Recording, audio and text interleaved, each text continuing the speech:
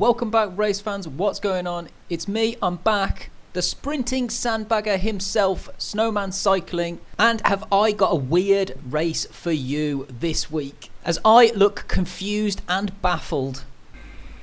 Okay.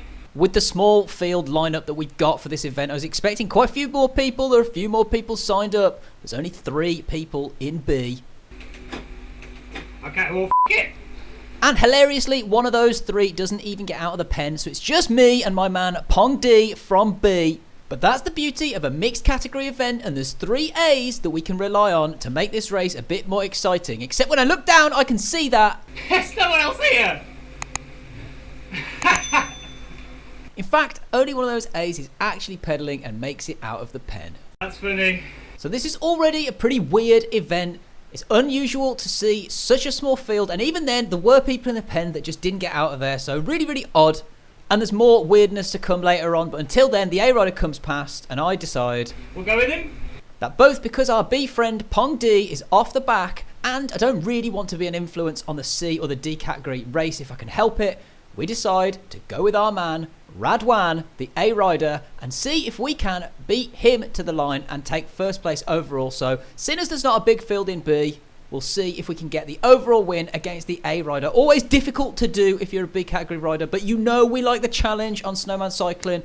But that means until then, we're going to need to play it tactically, safe and sound, keep that powder dry until we sense our opportunity to strike, and try to slay the evil A rider and take a victory for the good guys in B. And as you can see, this is a really short race. So it's 3.8 kilometers, and it's the first lead in is about 800 meters before we get to the Temple KOM. So that gravel climb on Macquarie Islands that works its way up to the top of the temple. It's usually something like 6.5, 7.5 minutes to get to the top. But I've got a genius plan. I'm on the gravel bike. I actually did my research before this event and made sure I was on the right bike. That should save me a few watts against the A rider, hopefully. And as we start the gravel climb itself, we've got a nice 10-second gap over the chasing pack, so I don't think they're going to be much danger. And in an ideal world here, I'm just going to let this guy go at a nice steady pace and I'll sit in his draft. Just gonna let him draft me. Let me draft him. I'll do it. And because we've got the added benefit for once of the audio on this one, I'm going to take you through the decision-making process in real time here as it's happening. I don't know if he's going easy or if this is it. So you can see how I try to figure out things on the road. Feel like you may be saving something. And make a plan depending on what's going on around you. And as you're going to see here, sometimes weird things happen on the road, but then you have to realise that things might not always be exactly as they seem.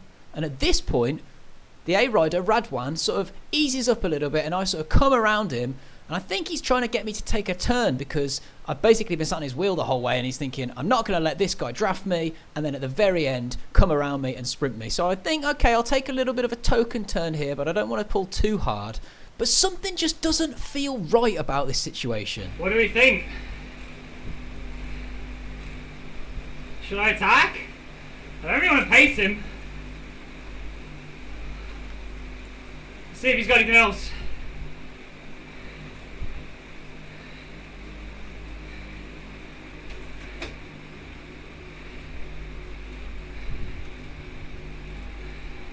It's probably a bit early to attack.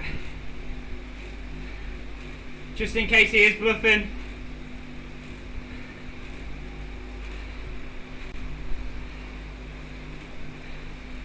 The C's are closing though, huh? Should we attack?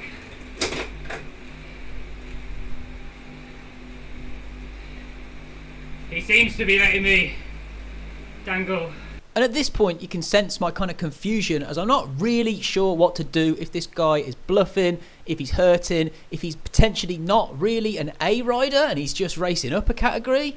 And then I realise that, well, there's only one way to find out. So that's when I make the decision to, well... Alright, screw him.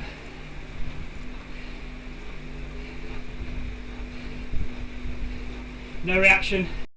And as we pedal away from Radwan, he just doesn't give up much of a chase. So I don't really understand what was happening there. I'm still confused by the whole situation. He went quite hard at the beginning. He's obviously category enforced to A, I assume. So really, really weird situation. And as you can see, I'm completely baffled. But as they say, you do not look a gift horse in the mouth. And I elect to just push on as hard as I can, really. I wanted a good workout from this race. I was trying to get a good 5-minute max power. I was only on a short break from work for my lunch break, so I had to do a really short race.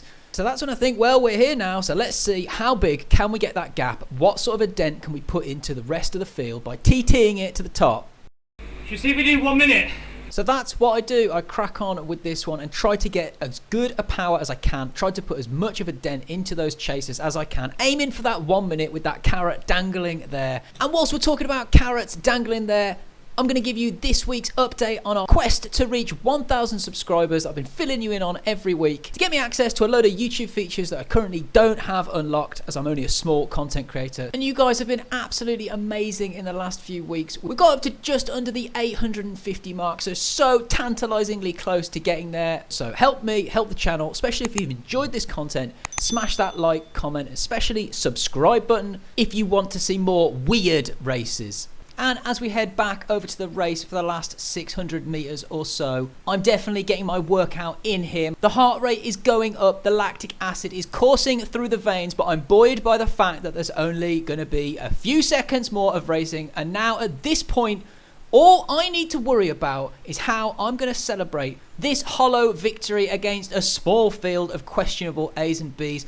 No doubt a subtle and respectful celebration is the order of the day. But of course I go for a totally over the top and unnecessary celebration, showing both that I am a poor winner and also take Zwift racing in B category way too seriously. So I crossed the line in first place there. Not really sure there was too much glory in that, but at least I proved to Zwifty Zwifter Rob Bain that he's not the only one that can do a roast. Hope you enjoyed that vape celebration there, my friend.